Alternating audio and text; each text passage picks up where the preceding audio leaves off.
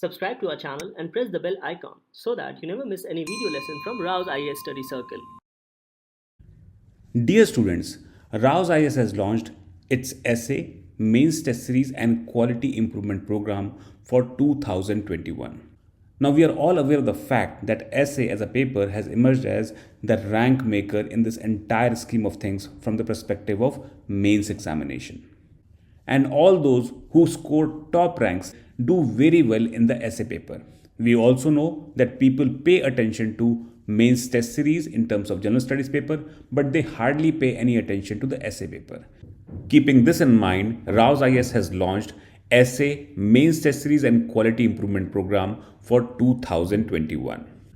The course features are as follows. First and foremost, there will be quality improvement program classes, which will be live and interactive classes. These will constitute of around 30 hours of essay writing approach and skills, and video backup for the classes will be available for 7 days. Apart from that, there will be an essay compass booklet, which will be a compilation of essays from previous year topics. Second important aspect is the test itself. Now, in this program, there will be tests which will be divided into thematic test and full length test. So, there will be 3 thematic tests and 3 full length tests in order to help you prepare for the examination in the right format. Any system of learn and test can thrive only when the review mechanism is proper. And for this particular purpose, we'll be sharing with you sample essays. There will be test discussion classes for which video backup will be available till mains 2021. Apart from that, there will be evaluation and personal mentorship available for this particular course. So what are you waiting for? You should enroll yourself in the course as the course is starting on 8th of February 2021. For more details, visit raosis.com website or call us. Hello and welcome to Daily News Simplified, an answer to what, why, and how of newspaper reading from our UPSC examination perspective. Now, today let us discuss the important news which has appeared in the New Delhi edition of the Hindu newspaper dated 5th February 2021. The news to be discussed has been displayed on your screen and timestamping for the same has been provided in the description box below. So, on this note, let's start our today's discussion from our prelims as well as mains examination point of view. The first editorial to be discussed appears on page number 6. It says, an inevitable showdown. While provocative posts have no place on any platform, free speech should not be hit. Now, this editorial is with respect to the latest confrontation between Twitter and Government of India. Now, before going through this article, there are few aspects on which you must have certain clarity. These aspects pertains to freedom of speech and expression, which has also been provided as part of fundamental rights under Article 19(1)(a) of the Indian Constitution. Another important aspect is regarding use of these tech platforms or intermediaries to deliver such content or certain expressions of different citizens. Now the question is that if certain person or citizen of any country expresses their opinion on these intermediary platforms, say for example such as Instagram, Facebook or even Twitter, then are these intermediaries liable for such expressions provided by different persons?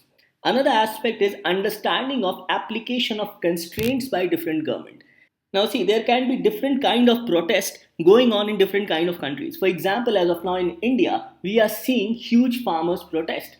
So we are noticing that certain international personalities like Greta Thunberg and even Rihanna have tweeted in favor of such farmers protest. However, it has not been taken on a good note by the government of India. So the question arises for us from our UPSC perspective is that how does the government of India understands the concept of freedom of speech and expression, and where does this aspect of constraints comes into effect? So where is the exact point at which reasonable restrictions as a part of fundamental freedom of speech and expression becomes applicable? So these are the underlying aspects which you must have an idea about while going through this particular editorial. So effectively, this editorial can be again seen in the same perspective of big tech companies versus government. And in this highlight about certain war of hashtags. Now we know that certain hashtags are used to spread certain information or awareness. For example, hashtag for farmers protest are currently being used for creating awareness about the farmer protest going on in India. Now, here what happened was that one of the hashtag on Twitter suggested that farmers genocide is being planned, and this aspect was not taken by government of India lightly. So the government under section 69A of Information Technology Act ordered to block such hashtags on farmers protest, and this order was conveyed to Twitter. Now, initially, Twitter complied with the order of the government, but later restored some of these tweets pertaining to farmers' genocide, including some of the tweets of some media houses. And because of this, a stern order was sent to Twitter by the government of India. So, again, what we understand is that we not only need to have an idea about freedom of speech and expression along with reasonable restrictions, but also we need to know that what are the powers which have been bestowed on the government of India or even state governments under Information Technology Act to suppress such misinformation spread against government of India. Now, before proceeding further, let us take up this particular question which was asked by UPSC in 2013. The question asked was very precise. It said, discuss section 66A of Information Technology Act with reference to its alleged violation of Article 19 of the Constitution. And this was asked in 2013, that is, prior to the Shreya Singhal judgment. Now, since a specific provision of Information Technology Act has been asked by Government of India, hence Information Technology Act, both from the perspective of GS Paper 2 and also GS Paper 3 becomes important. Now, in this regard, first of all, let us understand the meaning of the term intermediary as defined in the Information Technology Act of 2000. So, it says that intermediary with respect to any particular electronic records means any person who on behalf of another person receives, stores or transmit such electronic records or provides any service with respect to that record, and it also includes telecom service providers, network service providers, internet service providers, web hosting service providers, search engines, online payment sites, online auction sites, online marketplaces, and cyber cafes.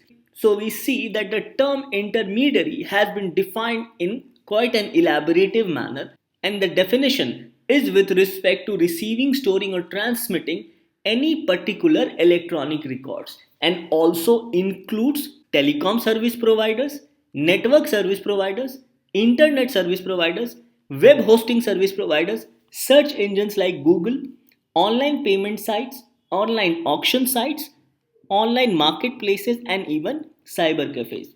So, this understanding of intermediary will help you to analyze any further news which appears with respect to these big tech companies with respect to freedom of speech and expression and also constraints or reasonable restrictions provided by Government of India.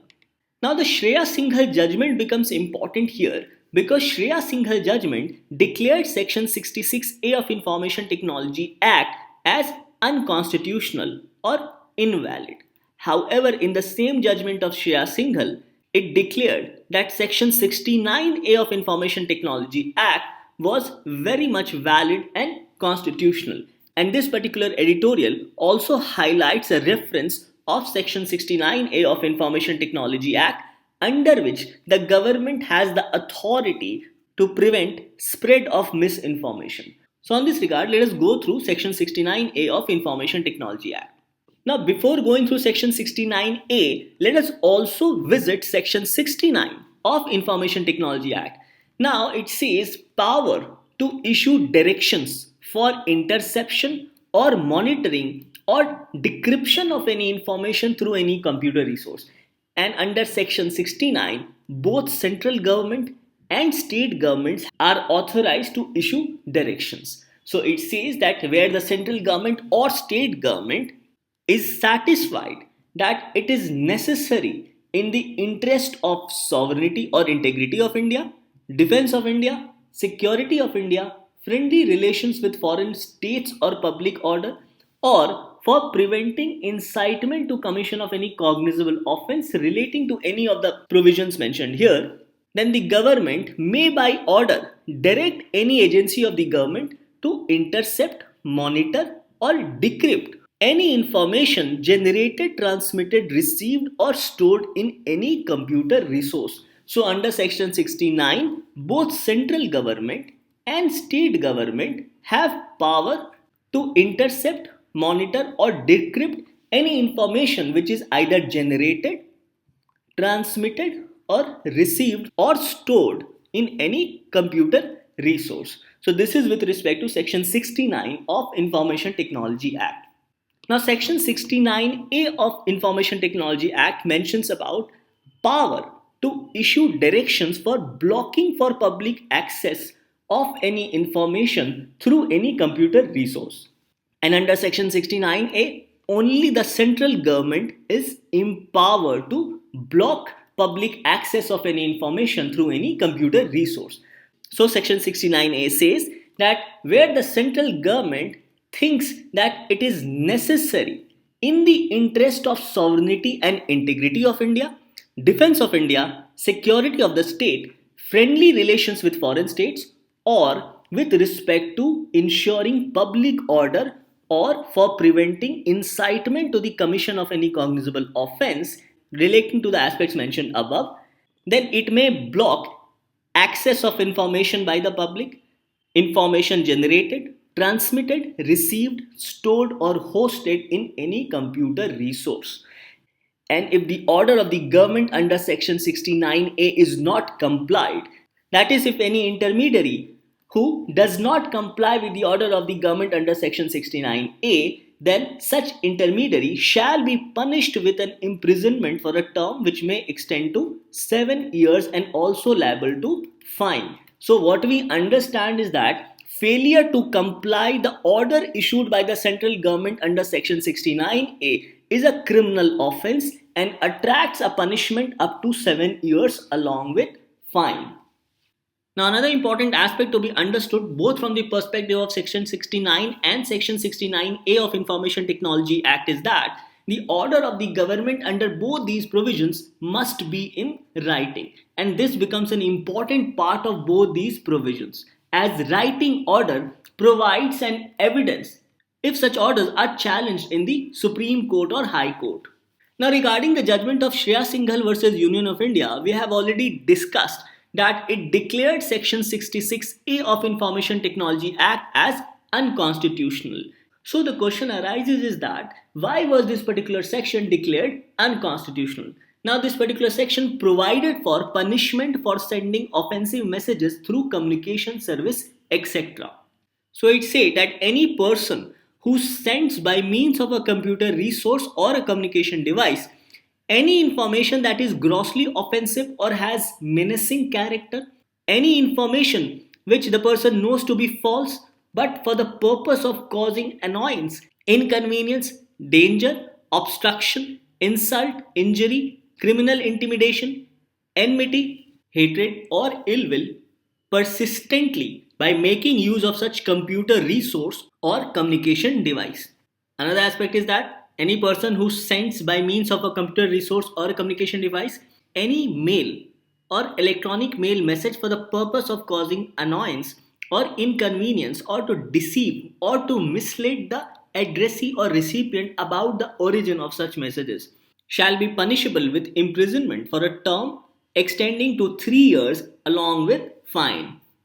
Now the problem here was that how would have sender understood that what sort of a messages would have caused inconvenience, or what was the parameter to judge that any message was sent with the purpose of causing annoyance, inconvenience, danger, obstruction, insult, injury, criminal intimidation, etc.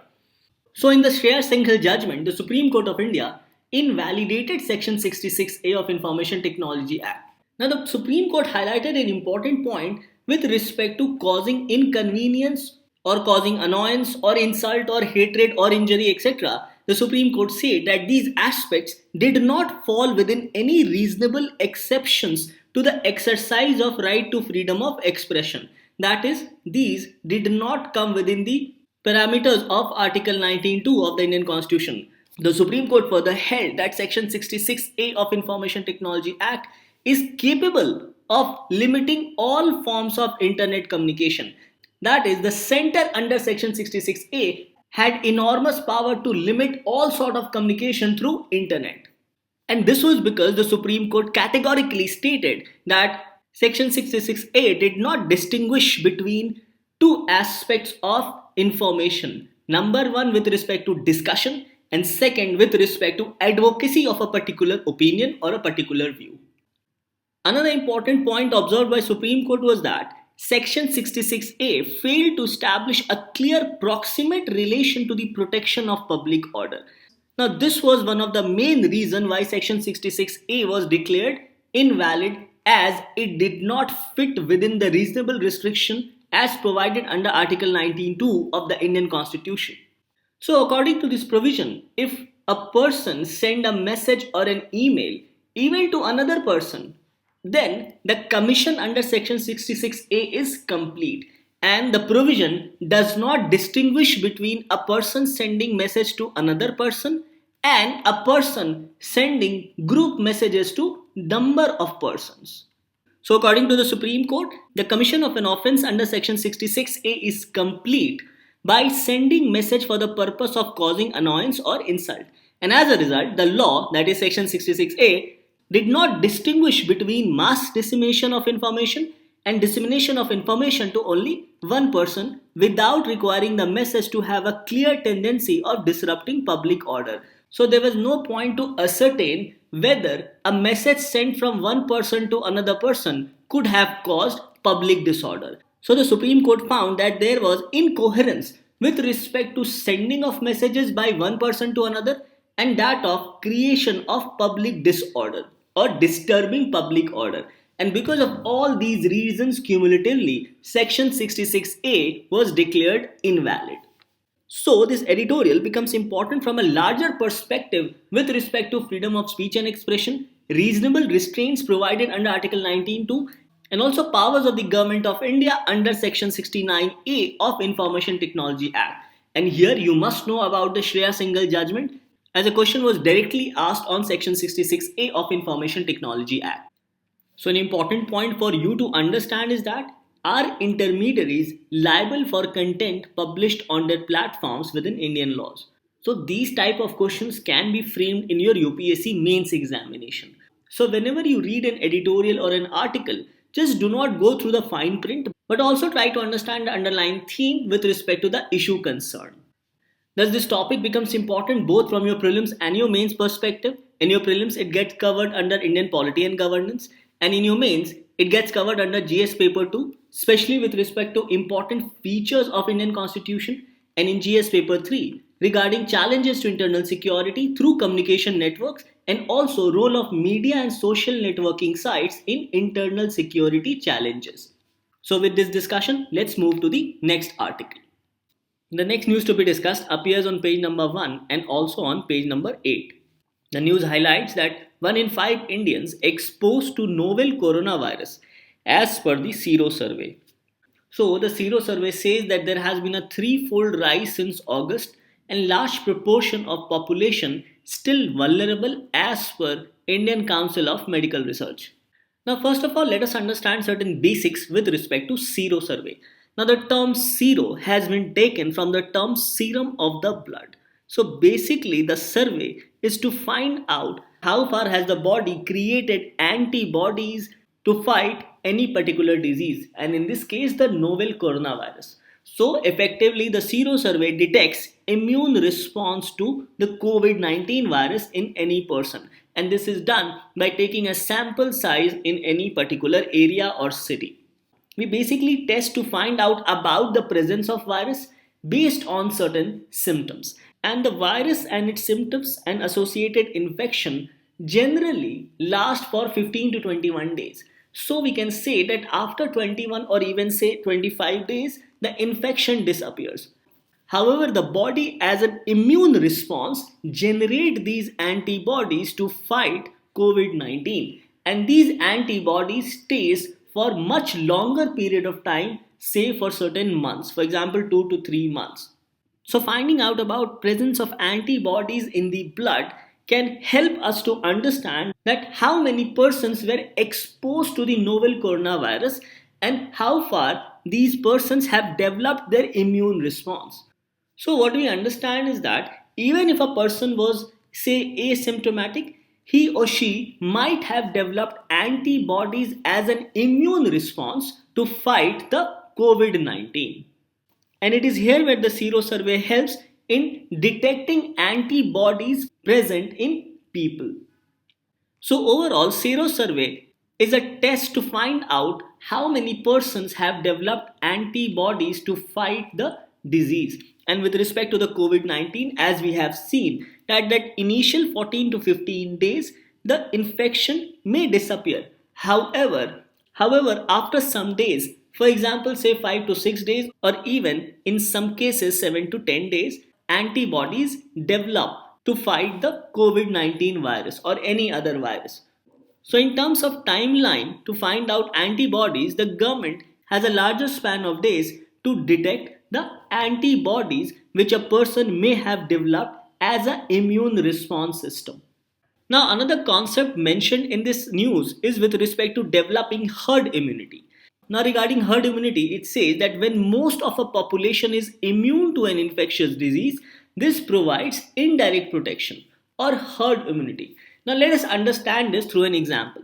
Suppose if a person came to India from China and he had COVID 19. Now, the person coming from China infected three persons in India with COVID. Now, initially, these three persons got infected due to COVID because they did not have any immune response system or they did not have any antibodies to fight COVID 19. And because of these three persons, the disease also spread to more people. So, we see the spread of COVID 19 from one person coming to India from China having COVID. Now, these persons will be infected for 14 to 15 days, or in some cases to even 21 days, and they will slowly start developing antibodies from 5 to 10 days. So, suppose another person also comes from China having COVID. Now, since these persons already have an immune response system developed in their bodies through antibodies, hence these people will be less susceptible to the COVID 19 disease. And this is what is referred as herd immunity. So here it says that when most population is immune to an infectious disease because they already have antibodies to fight the disease, this provides indirect protection or herd immunity, also called herd protection, to those who are not immune to the disease. Says, for example, 80% of a population is immune to a virus. So it says that, for example, if 80% of a population is immune to a virus, 4 out of every 5 people who encounter someone with the disease won't get sick because of the development of antibodies in their system. And through this mechanism, they even won't spread the disease any further. So, in this way, the spread of infectious disease is kept under control. Now, the news highlights that depending on how contagious an infection is, usually 50% to 90% of a population needs immunity to achieve herd immunity. So, based on this understanding, let's find out what are the main findings of the survey.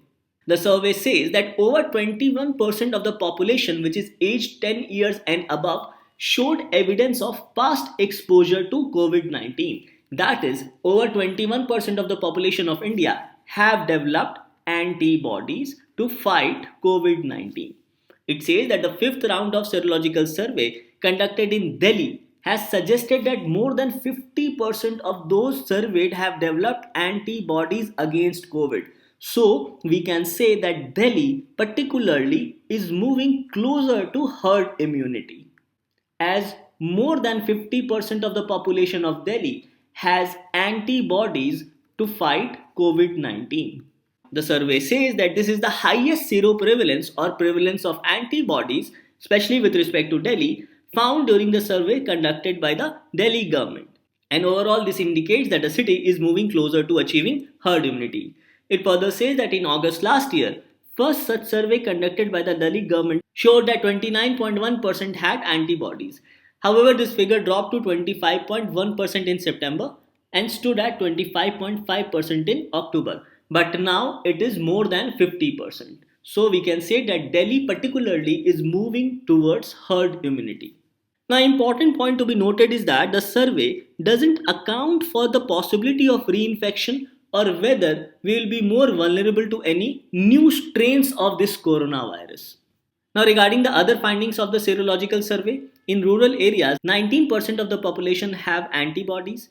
As compared to the earlier data, only 5.2% in rural areas had antibodies. For urban slums, 31% of the population have developed antibodies to fight COVID 19, whereas earlier only 16% of the population had antibodies.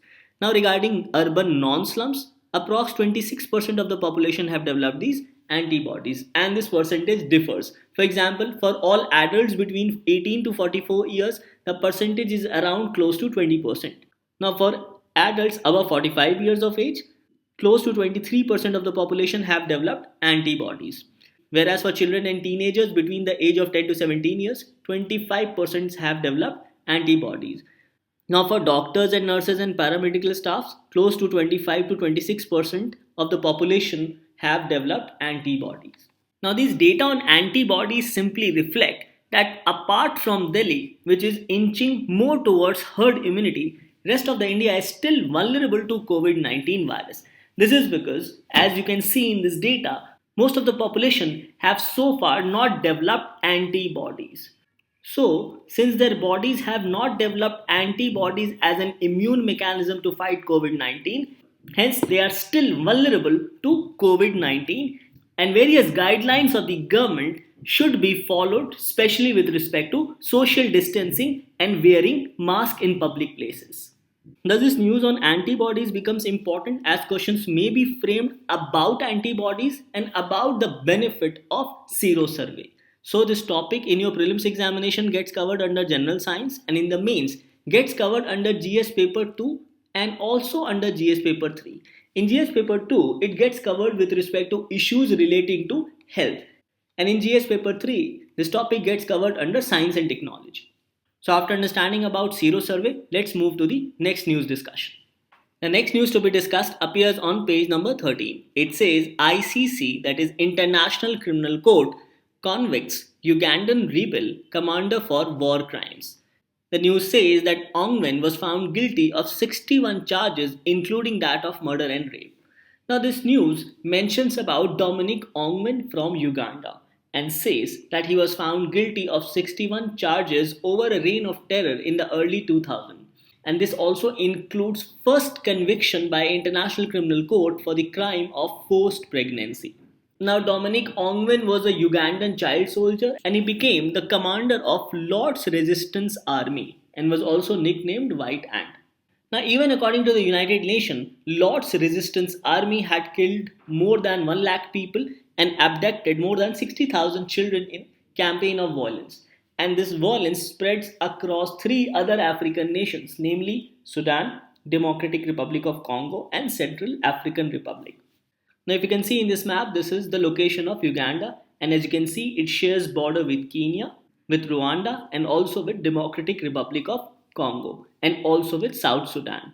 And the shores of Uganda also opens up to Lake Victoria. Now, these are the 3 countries which have been mentioned in this particular news, namely the Central African Republic, Democratic Republic of Congo, and also Sudan. And here is Uganda close to Lake Victoria. So, from your map perspective, you should know the locations not only about Uganda but also about these 3 different countries, namely South Sudan, Central African Republic, Democratic Republic of Congo, Kenya, and also Tanzania. Now, this news mentions about Indian Criminal Code. So, let's also understand certain basic aspects with respect to International Criminal Code. The first and foremost is that International Criminal Court was established under the Rome Statute. Talking about certain facts and figures, the court has 6 official languages, namely English, French, Arabic, Chinese, Russian, and Spanish. It is headquartered in The Hague in Netherlands, and it also has a liaison office to the United Nations in New York. Now, Rome Statute was adopted by 120 different states on 17 July 1998. However, only 60 states ratified the Rome Statute. So, effectively, the Rome Statute came into effect on 1st July 2002. Now, important point highlighted here is that Rome Statute took effect upon ratification by 60 states officially establishing the International Criminal Court. Now, International Criminal Court does not have a retroactive jurisdiction. It means any crime done prior to 1st July 2002 cannot be tried by International Criminal Court. So it says that the ICC deals with crimes committed on or after this particular date. Now, important point to be understood here is that India has not ratified the Rome Statute, and hence India is not a party to International Criminal Court. Now, apart from this, there's also a relation between United Nations Security Council and International Criminal Court, and this was one of the most important aspect which was opposed by India. So, keeping this point in mind, let's go through the other provisions with respect to International Criminal Court. Now, regarding the jurisdiction of ICC, it highlights that ICC's jurisdiction shall be limited only to the most serious crimes concerning international community as a whole, and the court has jurisdiction in accordance with the Rome Statute with respect to the following crimes. These crimes are crime of genocide, crimes against humanity, war crimes, and crimes of aggression. Now, regarding organs of the court, the Rome Statute says that the court shall be composed of the following organs. Now, this is an important aspect to understand the linkage with that of United Nations Security Council. The organs of the court would be the presidency, an appeals division, a trial division, and a pre-trial division, the office of the prosecutor, and the registry. Now, regarding jurisdiction of International Criminal Court, the Rome Statute says that the court may exercise its jurisdiction with respect to a crime referred above in accordance with the provisions of the statute. So, the provisions are: first, a situation in which one or more of such crimes appears to have been committed and is referred to the prosecutor by a state party. Next, a situation in which one or more of such crimes appears to have been committed is referred to the prosecutor by the Security Council, acting under the Charter of United Nations. And lastly, the prosecutor has initiated an investigation in respect of such a crime in accordance with Article 15 of Rome Statute. Now it says that where the prosecutor concludes that there is a reasonable basis to proceed with an investigation in respect of a crime of aggression, he or she shall first ascertain whether the Security Council has made a determination of an act of aggression committed by the state concerned. So basically, if the prosecutor feels that there is a reasonable basis to proceed with an investigation with respect to crimes of aggression, then the prosecutor first shall ascertain or find out whether the Security Council has made a determination of an act of aggression committed by a state concerned. So, he has to take opinion of the United Nations Security Council. It further says, the prosecutor then shall notify the Secretary General of United Nations. Now, after this, the prosecutor shall notify to the Secretary General of United Nations of the situation before the court, including any relevant information and documents. Now, it further says that where the Security Council has made such a determination, the prosecutor may proceed with the investigation in respect of a crime of aggression. So, it finally says that where the Security Council has made a determination, then it will convey its determination to the prosecutor, and the prosecutor may proceed with the investigation in respect of a crime of aggression. Now, this involvement of United Nations Security Council was opposed by India. Now, as you can see, India, including China, are non-state party and even non-signatory to the Rome Statute. So, the important question is that why India is not part of the ICC, or why India did not ratify the Rome Statute. Now, there are a number of reasons, but important point to be understood is that India did participate in the preparatory committee for establishment of International Criminal Court. But at the conclusion of the meeting, India abstained from the motion to adopt the Rome Statute. Now, this becomes interesting, and the reasons for abstention were: first, India did not like the fact that powers were given to United Nations Security Council, as India wanted an impartial judicial institution independent of any political institutions, including United Nations Security Council. Also, the fact that UNSC has 5 permanent members. Further, India also opposed non-inclusion of nuclear weapons and weapons of mass destruction as weapons whose use would constitute war crime. and also the fact that India wanted to include crime of terrorism within the Rome Statute. So these can be said to be some of the major reasons why India did not ratify the motion for Rome Statute. Now, other reasons are India thought that by providing jurisdiction to ICC, the Western countries may misuse the jurisdiction to settle India's domestic and internal conflicts, namely of insurgency and militancy. Now, this would have amounted to interference with India's internal and domestic matters. Another reason can be said to be the fact that giving jurisdiction to International Criminal Court over grave crimes would have also undermined the role of Indian judiciary to deliver justice. Now, according to India, this would have undermined the credibility of Indian judiciary. And eventually, India thought that extending jurisdiction to ICC would overall lead to undermining of India's sovereignty. Now, these can be said to be the reason why India is not a signatory to Rome Statute. Now, this topic becomes important both from your prelims and mains point of view. In your prelims, it gets covered under current events of international importance and also with respect to world geography. Whereas in your mains, it gets covered under GS paper 2, especially with respect to international relations, under important international institutions, agencies, forum, and their structure and mandate. So, with this discussion, let's move to the next news article. Now, the next article for discussion appears as a lead article on page number 6. It says, Missing the Gandhian imprint. Neither the government nor the urban middle classes have felt a sense of unease over the farmers' despair.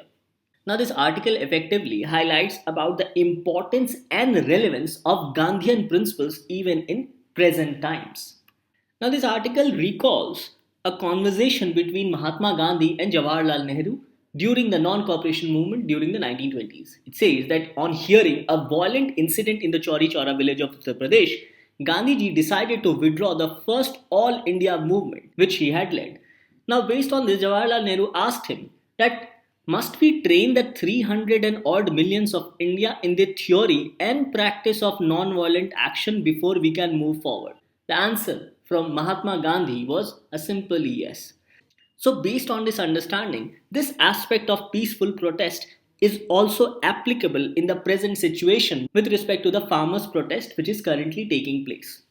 So, we can understand that relevance of Mahatma Gandhi in present times can be understood from the fact that even Gandhian principles were applied by Nelson Mandela in the freedom struggle for South Africa and also by Martin Luther King in order to provide equal rights to the black people in America.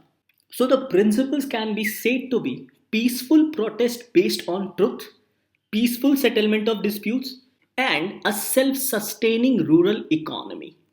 Now, this aspect of personality has already been covered in the mains compass of Indian culture, heritage, modern, contemporary, and world history.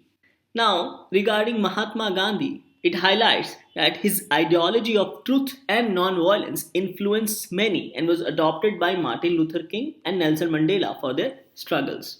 Another important aspect highlighted in the mains compass was that the ideas of Mahatma Gandhi have taken shape in the way of directive principles of state policy and fundamental rights. And some of these directive principles can be said to be Article 38, that is the concept of welfare state.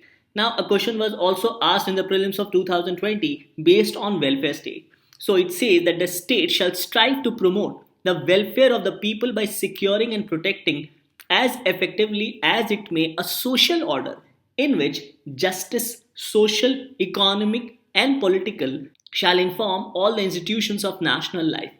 It next says that the state shall in particular strive to minimize the inequalities in income and endeavor to eliminate inequalities in status, facilities, and opportunities not only among individuals but also among group of people residing in different areas or engaged in different vocation.